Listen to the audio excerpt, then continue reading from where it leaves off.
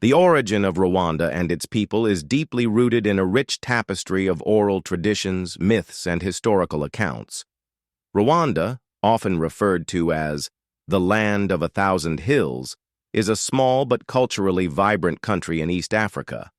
The story of its origins is a blend of history, legend, and the interplay of its three main ethnic groups, the Hutu, Tutsi, and Twa. The myth of Gihanga, the founding father. According to Rwandan oral tradition, the origin of Rwanda is tied to the legendary figure Gihanga, a cultural hero and the founder of the Rwandan kingdom. Gihanga is said to have been a divine or semi-divine figure, gifted with wisdom and the ability to bring prosperity to the land. The name Gihanga means creator or founder, and he is often credited with introducing key elements of Rwandan culture, such as agriculture, cattle rearing, and ironworking. Legend has it that Gihanga emerged from the region of Gasabo, near present-day Kigali, the capital of Rwanda. He is believed to have unified the scattered clans and established the first Rwandan kingdom. His reign symbolized the beginning of a centralized monarchy, which would later evolve into the Kingdom of Rwanda.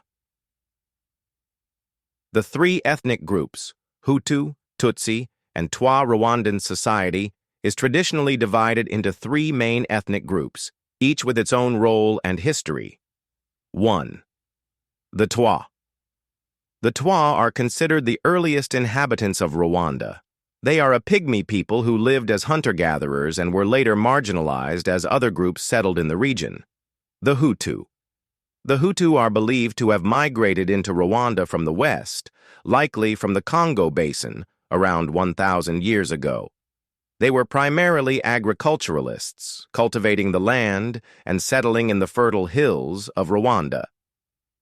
3. The Tutsi.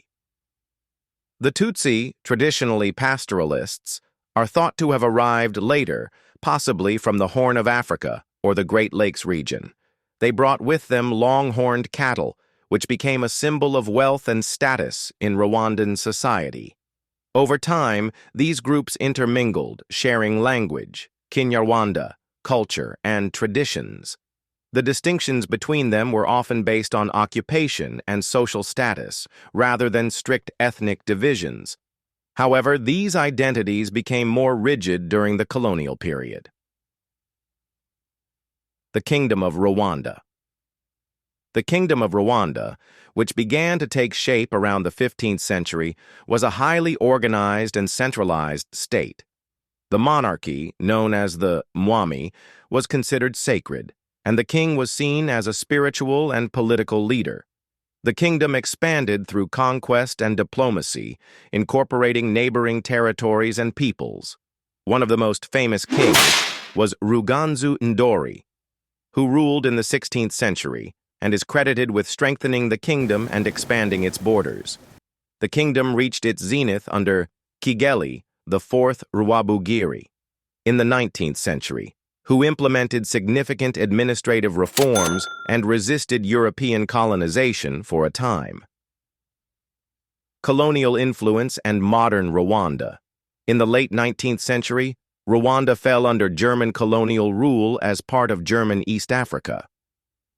After World War I, Belgium took control of Rwanda under a League of Nations mandate. The colonial powers exacerbated ethnic divisions by favoring the Tutsi elite and institutionalizing ethnic identity through identity cards. This laid the groundwork for future challenges. Rwanda gained independence in 1962, and since then, the country has worked to rebuild and unify its people.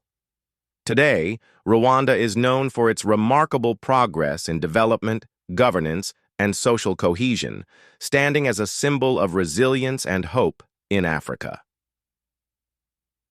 Conclusion.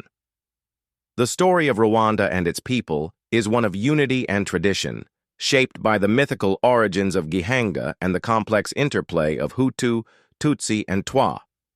From its early days as a centralized kingdom to its modern achievements, Rwanda's history reflects the resilience and adaptability of its people.